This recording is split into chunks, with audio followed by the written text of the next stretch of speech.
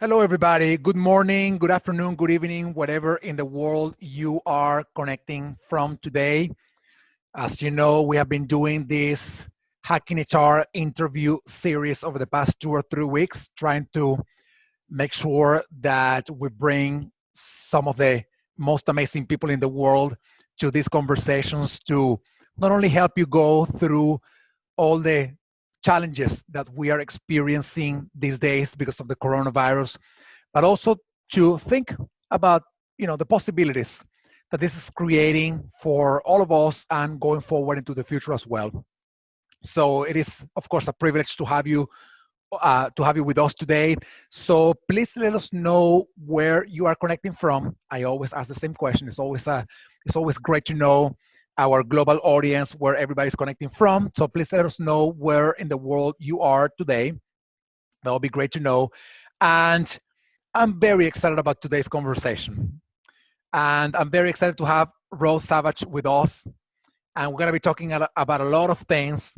But I want to begin by saying a couple of things about Rose. She was a management consultant, and then she decided to get on a boat. I don't know if you call it a boat, and row the oceans of the world, 15,000 miles. The only female to have done so, the Atlantic, the Pacific, the Indian Ocean. So how do you even go? And plus, this is not something that she loved from before. It's not that she dreamed, all her life with rowing the entire ocean. Something happened, and we want to know more about that. Ross, welcome to Hacking HR interview series. How are you doing? Oh, it's my pleasure to be here with you, Enrique. I'm doing really well, thank you. Yes, calling in from England today. Awesome. And it's a beautiful day out there today, huh? It is. I've just been out for a little walk. I'm very lucky I live in the countryside, so social distancing is pretty easy around here.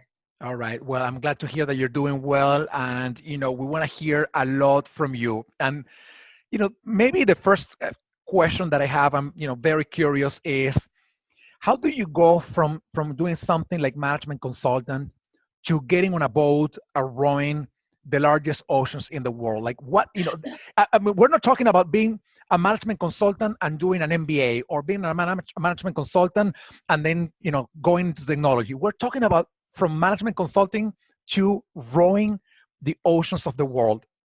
How? Why? It's not the most obvious career move, is it? Yes. Yeah. Um, well, it wasn't an instant thing. I think I had known for quite a long time that my life as a management consultant was not really what I was cut out for. I felt like I wasn't really thriving in that environment. And looking back now, I can see that the things that I love and the things that I was doing as a management consultant, there wasn't an enormous overlap between those two things. Although actually I have no regrets about those years. Those experiences, especially the project management aspects, came in very, very useful, as you can imagine, when planning a major expedition. So what happened was I got a purpose, I suppose. It started in the late 1990s when I did an exercise that you might be familiar with. It was inspired by the book, The 7 Habits of Highly Effective People by Stephen Covey. And habit number 2 is begin with the end in mind. And he suggests that you begin with the ultimate end in mind, namely your own funeral, and that you write 2 versions of what people are going to be saying about you when you're the one in the box. What you want them to be saying about you and what they're likely to be saying about you if you carry on as you are. So I sort of took the inspiration from that, but just gave it a slightly different spin. I really sat down and thought, how do I want to feel about my life when I'm a little old lady, maybe sitting in my rocking chair on the porch and thinking back over how I've spent my time on this earth? How do I want to feel about the way that I lived my life? And At that particular point in my life, I wasn't in a particularly good place. I think when we're not thriving in our work, it's quite difficult to be happy Yeah. when that aspect isn't right. And when I wrote about how I wanted to feel about my life, it wasn't really about what I would have done. It certainly didn't mention rowing across oceans, but it was very much about how I would feel. And I really had this yearning to, I suppose, make my mark on the world. I don't have kids, so that wasn't going to be my legacy, but I somehow wanted to leave a bit of an impact. I also wanted to feel that I had really lived life to the fullest, that I'd gone out there and had some adventures and done some things that I could be proud of. I wanted to feel like I'd, I suppose, lived courageously and confidently, which was not where I was at that time. So as I was writing that, it was like I'd opened up a door somehow, maybe a doorway to my soul, if you want to put it in those terms. And I'd glimpsed for a moment the life that I was meant to be living. And it felt really exciting. And weirdly, it felt very real. It felt very, very achievable, even though it was a million miles away from where I was at that time. And yet it was absolutely terrifying at the same time, because I could tell that I would have to give up a lot of things that to me had represented security. And, Like, and I want to ask you about that as well, because there are, we work mainly with HR people, and yeah, but we also have a larger network, of course, and there are many people who are sort of, at the in the borderline between the place in which they are today, making that decision, which is the borderline, and then crossing it, leaving things behind. Because yes, when you make a decision like this, you leave a lot of things behind. it's Your hard. it's hard. I mean, your salary, your benefits, the comfort that comes with just sitting in an office doing the same day in and day out. And granted, not everybody goes to do something as quote unquote extreme as rowing 15,000 miles in the oceans. But even if you decide to jump into the world of being an entrepreneur, creating your own company or working for another company, you leave a lot of things behind. So how do you manage, the burden, if you can call it in one way, that comes when you think, oh my goodness, I'm going to be doing this and I'm leaving all these comfortable things behind? I'm going to give two answers to that. One is the way that I did it, which was really messy. And then the second answer I'll give is the way that a friend of mine did it, which was actually much tidier and probably more recommended than the way I did it. So when I did that exercise, I did not have the courage to act on what I had seen. And so I took those two versions of my potential life and I put them in a drawer and I tried to forget about them. But then over the next couple of years, things changed a lot. I'd quit my job. I'd moved to New York for a bit with my then husband. Then our marriage ended. So within a couple of years, I ended up with no job, no husband, no home, no income, which probably looked like a complete train wreck. But for me, it was actually incredibly liberating, because I'd been very conservative with a small c, very safe, very attached to security for all of my life. So for me to realize that all of these things that I thought I couldn't live without, in fact, I could live without, and it opened up much bigger horizons for me. So that's the messy way of doing it. The more organized way of doing it, there's this friend of mine who had a really good job that she enjoyed in tech, but she knew that she wanted to set up a women's organization. And she was naturally afraid of the things that she would lose, like her professional network, her salary, her security.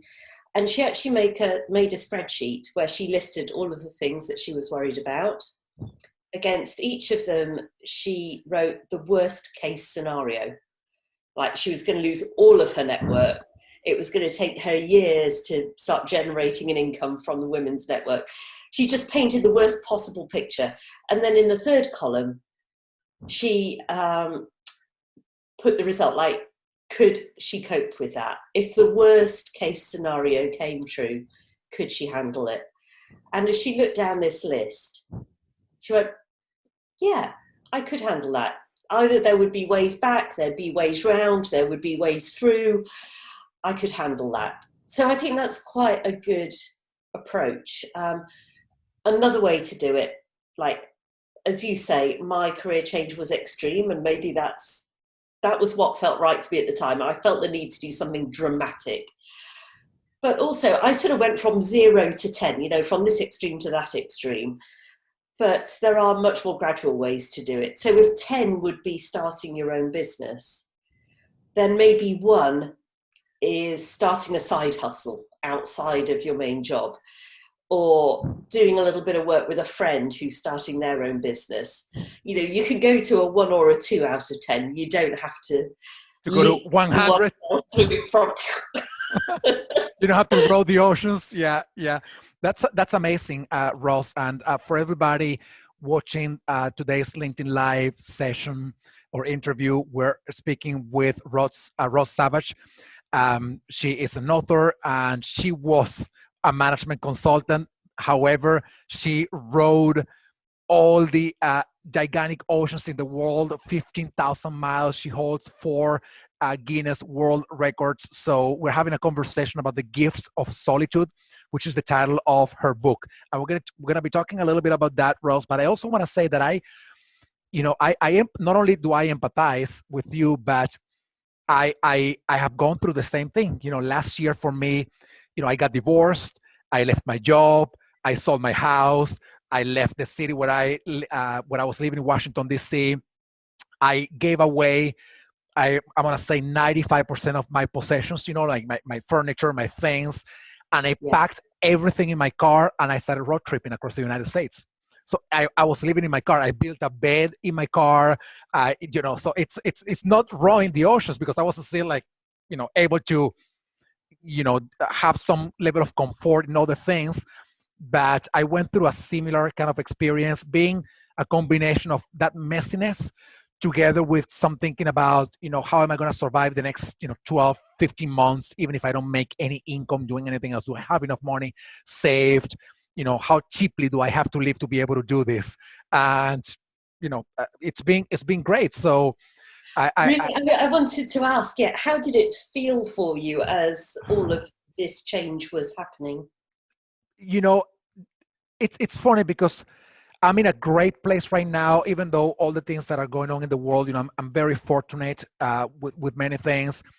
It felt liberating in some ways. You know, there's of course some pain, you know, like, you know, you're getting divorced, you're leaving your house, you're leaving your city. So there's pain, you know, because you're detaching yourself from the things that you loved, and the things that you enjoyed, you know, like, I mean, you know, like, I mean, nobody, I think, generally would want to, you know, I used to tell my ex-wife, you know, like, I don't think anybody gets married to get divorced. You get married because you want this to be the long-term thing. But, you know, once you go through all the pain, and then you're out of that sort of painful transition, then it feels, you know, you feel liberated of all that burden. And that's how you know, like, I can't imagine what would be of me right now if I was in the job that I had before, where, you know, maybe I was using 10, 15% of my total capacities, and I couldn't do basically anything else. So anyway, you know, I think I totally empathize with that transition, and making sometimes informed decisions, and sometimes, like, you know, this is the right thing to do, you know, to leave things behind and move on to the next exciting, meaningful thing. So now let me ask you, I want to get into the sort of the heart of the matter about solitude. You spend, you know, weeks, months alone, you know, all by yourself. How do you manage that? What happens? Because right now, because coronavirus, there are many people who were drawing their social interactions from work, or from maybe some other social interactions in, you know, restaurants and things like that, and now they are by themselves at home. So one of the things that I wanted to bring to them is your experience, sort of taking out the gifts of the time by yourself, knowing that, well, there's a gift in there. So can you tell us a little bit more about that? Yes. Well, it took me quite a long time to discover the gifts. At first, I just found it really, really hard. It took me 14 months to get ready for the Atlantic, my first ocean. And it was a really hectic time. I was around people a lot and, having a great time. I was purposeful. I'd had this environmental awakening while I was traveling in Peru in 2003. And I felt that I'd almost been called to row across the oceans. The idea was that I was going to use these adventures as my platform to get people's attention so that I could get my environmental message across through my blog posts and talks and books. So I think I was very naive, and maybe this is actually an essential part of taking these massive leaps of faith into the unknown, that if we knew what we were letting ourselves in for, then maybe we wouldn't do them. But I think we're always glad afterwards that we did. So when I set out on the Atlantic, like I'm all full of optimism and hope, and it's like, I'm meant to be here. I'm on a mission, and Mother Nature's going to be so kind to me because I'm out here as her champion. And of course, Mother Nature didn't see it that way. It was a terrible year to be on the Atlantic. It was stormy and rough, actually officially the stormiest year since records began. Wow. So everything was going wrong. All my equipment was breaking. I got tendonitis in my shoulders, saltwater sores, utterly miserable. And it just felt like I'd been slapped in the face by reality, big time. And I actually made it worse for myself in so many ways, but I'll pick out a couple of examples. One was that I think may be particularly relevant to people who are struggling with isolation at the moment. I tried to suppress my feelings. I didn't want to be one of those whining adventurers. I'd volunteered to be out there. Nobody had forced me. And so in my blogs, I was trying to be all Pollyanna and happy and pretend everything was great. And while on the inside, I was like, this is the hardest thing I've ever done, and it totally sucks. And why did this ever seem like a good idea? And eventually I realized I just had to allow myself to feel what I was feeling and to be honest about that. And I think when we try and suppress our emotions and say, I ought to be feeling better, or I shouldn't be feeling this way, that corny old saying, what you resist persists. Whereas if we just go, yeah, this sucks, it's horrible, and maybe have a bit of a wallow in it for a few days, I think actually it takes the pressure off when we just allow those feelings to come through. So when I did that and just went, yeah, this is a terrible idea, but you know what, I'm going to keep going anyway. That really helped. Another aspect was I found the voices in my head very hard.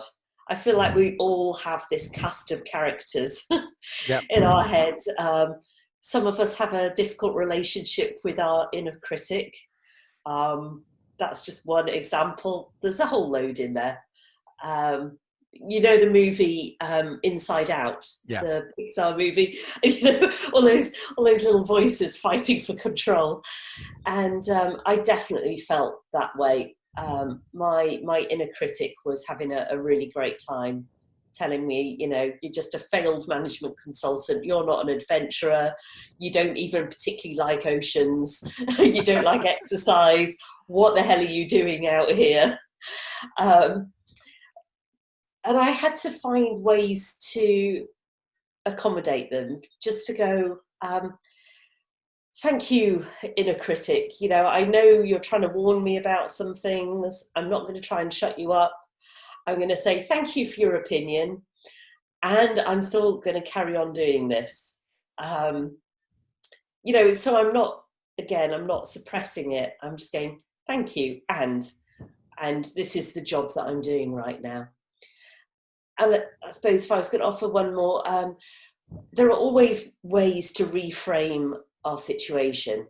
When we can't change our reality, when we're just stuck with the situation as it is, and for those of us in lockdown, and probably like many people possibly listening to this podcast, like all of my paid work went away almost overnight when coronavirus really bit.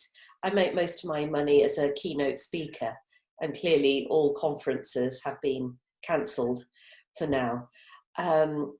So if anybody listening to this is struggling with economic hardship, I'm there with you. So we can't change that immediately, but we can change the way that we look at it. So when my last piece of work was cancelled, I took about 4 days just to sulk, just to go, I am not happy. And I think lack of money can really attack us very like deep down. This is like root chakra stuff, the base of Maslow's hierarchy of needs. And then I thought, I'm going to find a gift in this. I needed to find other sources of income. I needed to diversify. Even at the best of times, speaking is a bumpy income stream.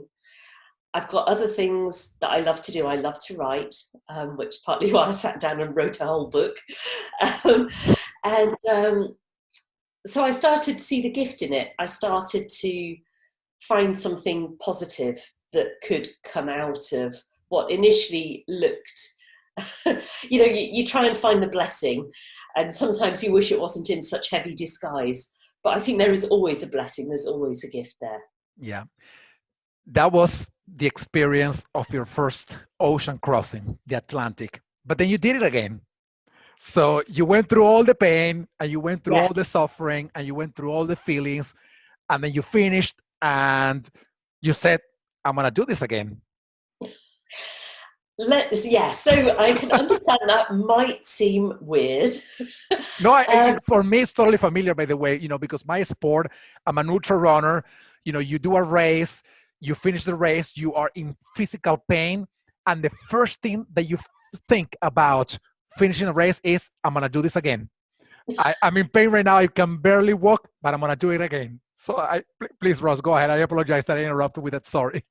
Well, I want to know why you want to do an ultra run again, because I know why I did the later oceans, but why do you want to keep going out there on these crazy long runs? There's I don't know if you've seen the movie Everest with the telling the story about the tragedy in Everest in 1996. Yes. And there's one part of the movie where one of the expedition teams is having dinner together, and one of the people in there, he asked the question. He was a reporter, and John Krakauer, who wrote the book Into Thin Air, and he asked the leader of the expedition why he wanted to go up there, and he told everybody else, "Can you respond to that question?" And everybody else said at the same time, "Well, because it's there. The mountain is there, so we can do it." And to me, it's a very similar question. It is like, I do it because the possibility to do it is out there, and at the same time, I want to prove myself. I want to test myself, and I want to sort of maybe understand from me whether I can make it happen, and that's why I do ultra races. Which, by the way, I know you say that ultra runners are nuts. We don't cross oceans in a rowboat. Just saying. Yeah. Yeah, I guess when I call ultra runners nuts, that is somewhat the pot calling the kettle black. Yes. Yeah, exactly. It's funny because it's their mentality. I've never quite understood that. For me, I felt that I had very good reasons to do what I did. And I think this is relevant to any big endeavor, whether it's a career or starting your own business.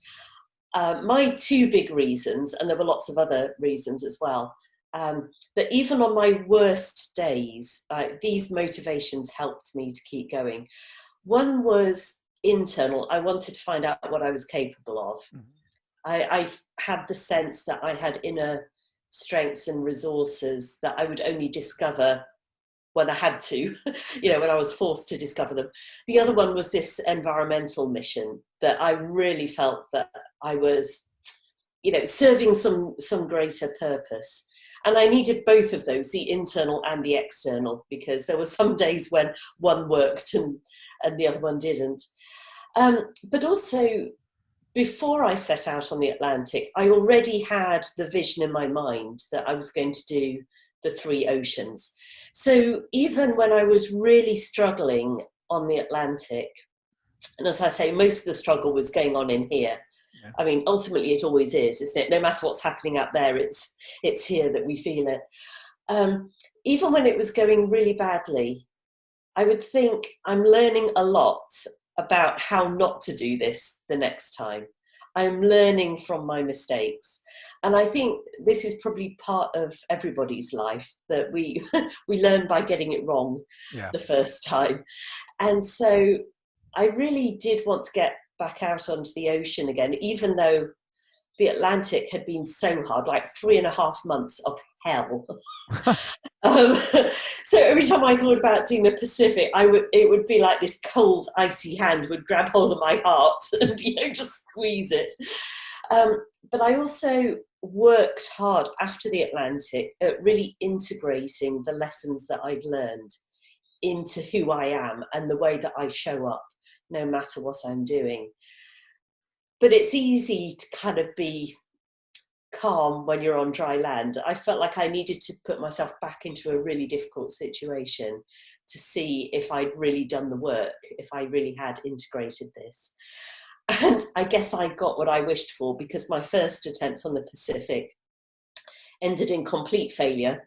I ended up in the back of a US Coast Guard helicopter after 10 days, being airlifted back to land.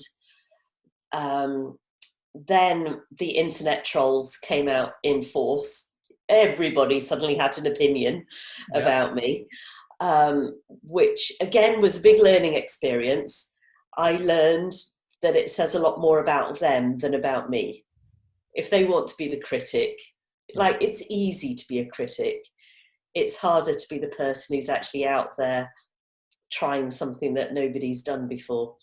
So I hope that all of the struggles that I've been through, and I'm much more philosophical about struggle now, because I know that the hard times, including coronavirus, and this, I feel really bad for people who've lost loved ones, who've maybe been sick themselves, who've lost their livelihood. I'm not in any way diminishing that. But I think that these hard times give us such a massive opportunity for growth. Yeah.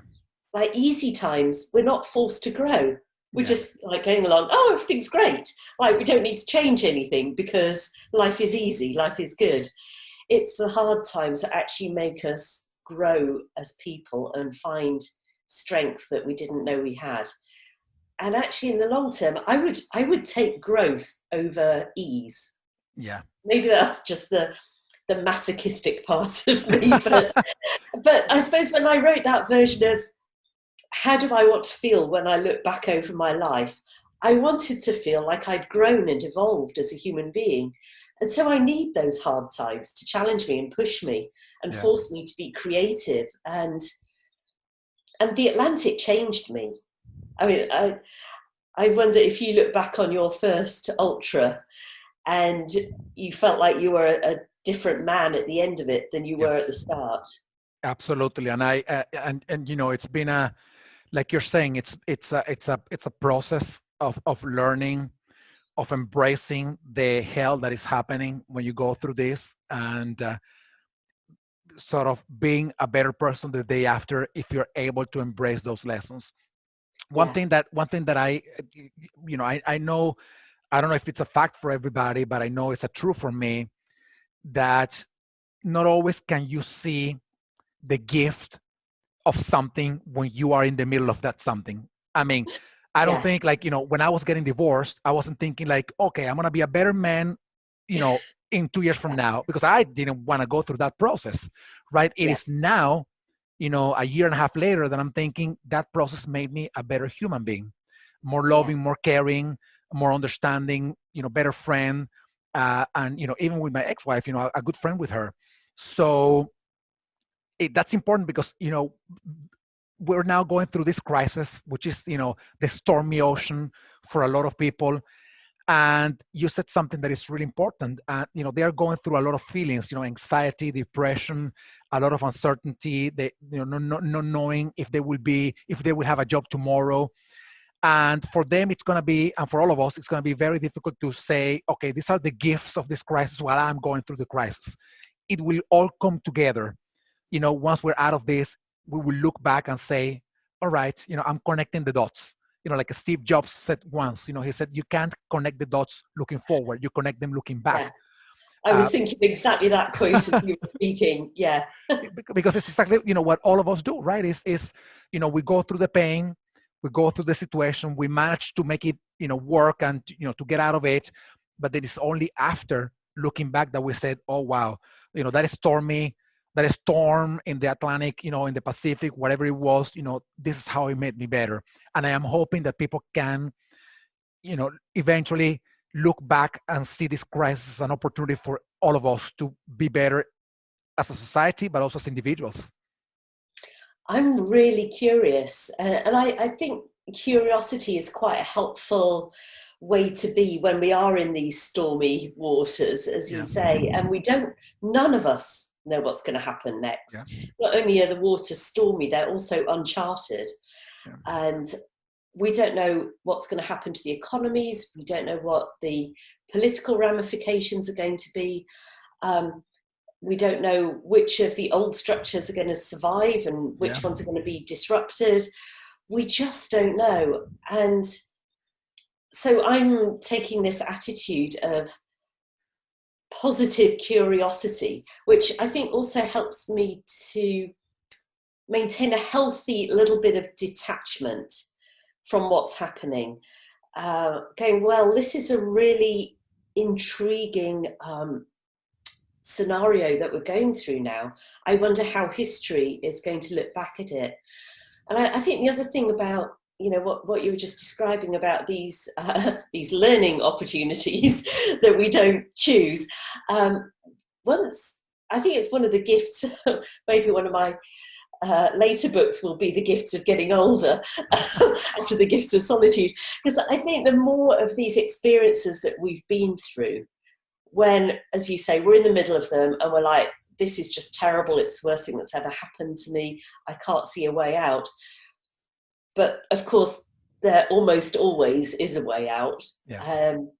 The more times that we've been through that, and especially if we do find that post-traumatic growth as opposed to post-traumatic stress, the more times we've been through that, the quicker and the easier it is to find that sense of inner resilience, to have faith that ultimately this will be okay and we will emerge from this. And I would love it if we all come out of coronavirus with more appreciation of how interconnected we all are.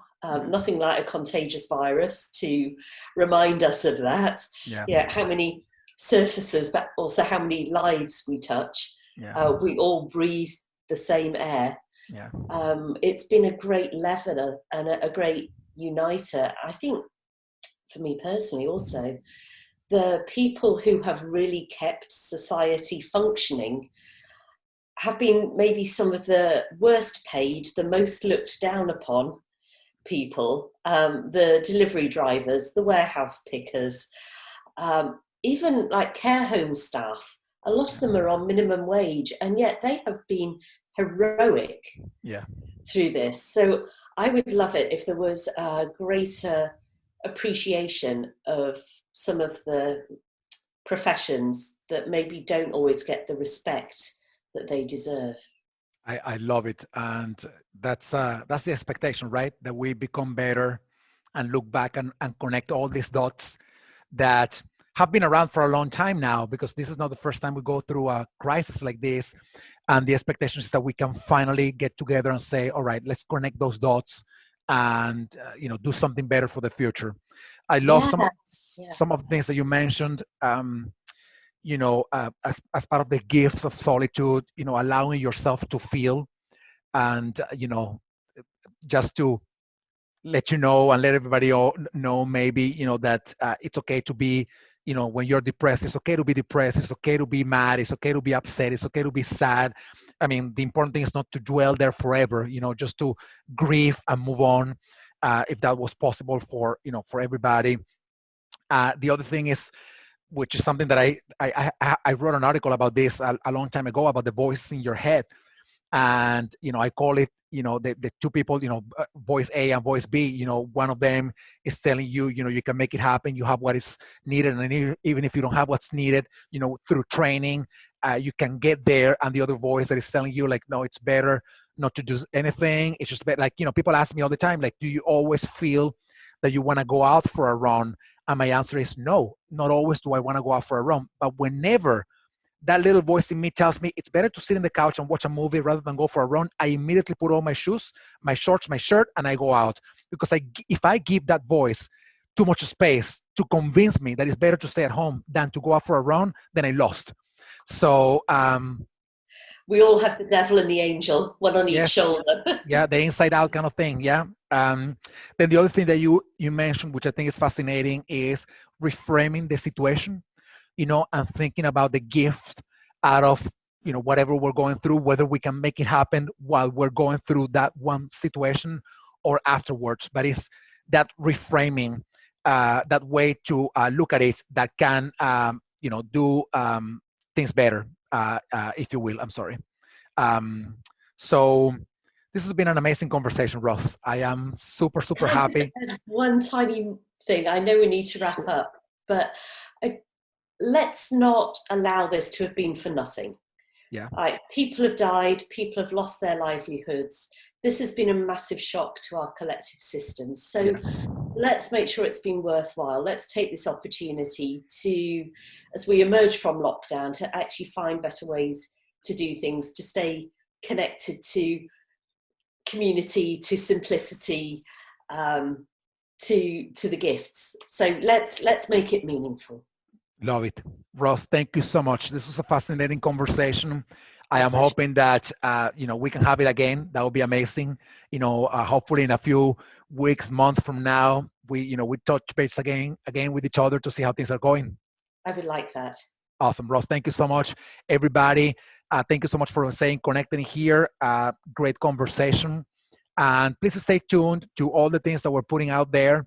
It's a way to, like Ross said before, to find the gift, in the pain and suffering that we're going through, and trying to make sure that we, remind ourselves that, there's another day tomorrow, and hopefully it's going to be better than whatever we're going through today. So thank you, Ross. Thank you, everybody. I'll see you soon.